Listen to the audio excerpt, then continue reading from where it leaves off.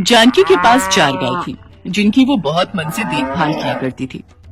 उन्हें नहलाना, धुलाना, साफ सफाई, चारा, समय समय पर उनकी सेवा करना उसकी रोजाना की आदत में शामिल था।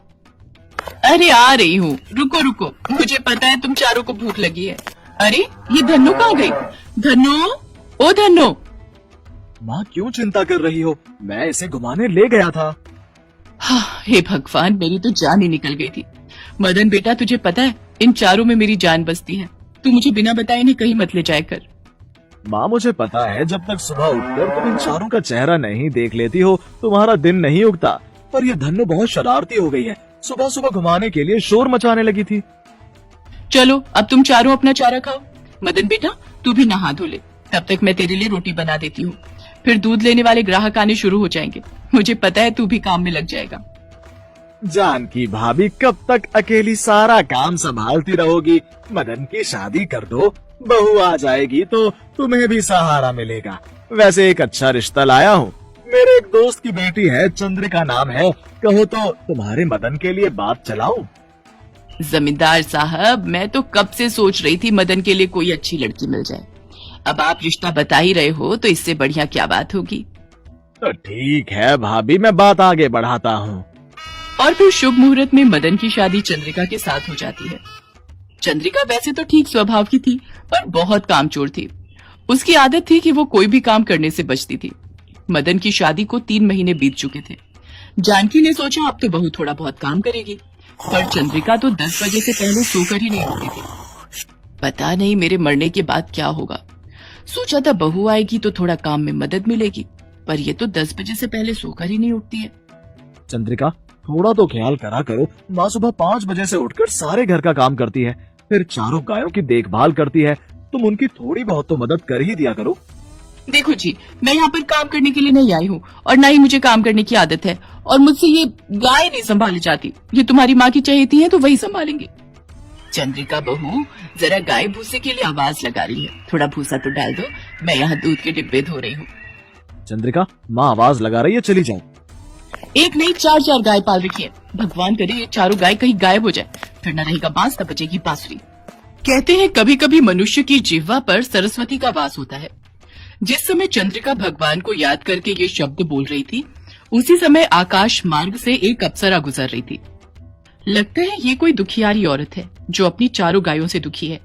मैं इसकी इच्छा पूरी कर देती हूँ और इसकी चारों गायों को गायब कर देती हूँ। अप्सरा ने चंद्रिका के मुख से निकली बात को सच कर दिया और चारों गाय गायब हो गई। कुछ देर बाद जानकी देखती है कि उसकी चारों गाय खूंटी से नहीं बंधी हुई। वो घबरा जाती है और मदन को आवाज लगाती है, मदन बेटा जल्दी आ, हमारी चारों गाय कहीं गायब हो गई हैं। वो यहाँ नहीं है। माँ, ऐसा कैसे हो सकता है? हमने तो चारों गाय खूंटे से अच्छे से बांध रखी थी, कहीं कोई चुरा कर तो नहीं ले गया? जानकी फूट फूट कर रोने लगती है। वो अपनी गायों के बिना रो रो कर बेहाल हो जाती है। तभी चंद्रिका वहाँ आती है और उसे गायों के गायब होने के बारे में पता चलता है। जानकी की तबीयत बिगड़ने लगती है।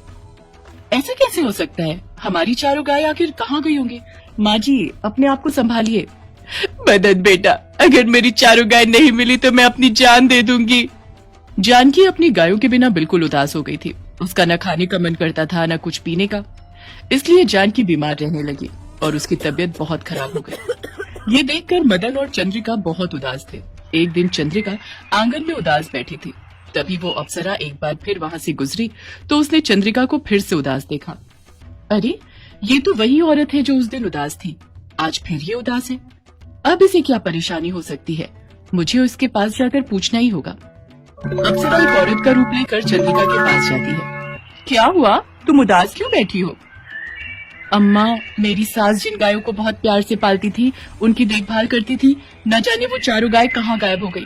माँ जी की तबीयत बहुत खराब है, उनकी ये हालत मेरे से देखी नहीं जा रही। हो सकता है तुमने भगवान से कभी ऐसा ही कुछ मांगा हो जो उस समय पूरा हो गया हो, जो तुम्हें नहीं मांगना चाहिए था। चंद्रिका अपने द्वारा बोले गए वो शब्द याद करती है और उसकी आंखों में आंसू आ जाते हैं।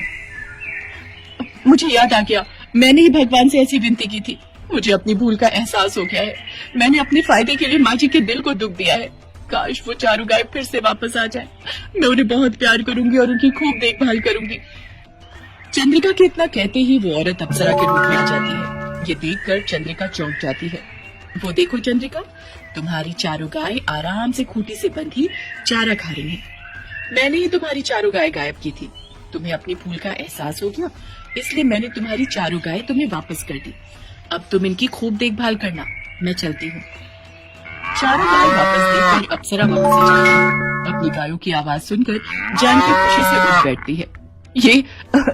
ये तो मेरी गायों की आवाज है। इसका मतलब मेरी चारों गाय मिल गई। हाँ माँ, हमारी गाय मिल गई हैं। चंद्रिका उन्हें पानी पिला रही है। जानकी उठकर दौड़ी हुई अपनी गायों के पास जाती है और उनसे लिपट कर उन्हें प्यार करने लगती है। ये देखकर चंद्रिका की आंखें भर आती हैं। उस दिन के बाद चंद्रिका अपनी चारों गायों की देखभाल खूब मन लगाकर करने लगी। ये देखकर जानकी और मदन बहुत खुश थे।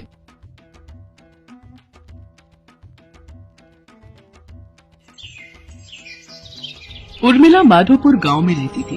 उसके पास पारू नाम की एक पालतू गाय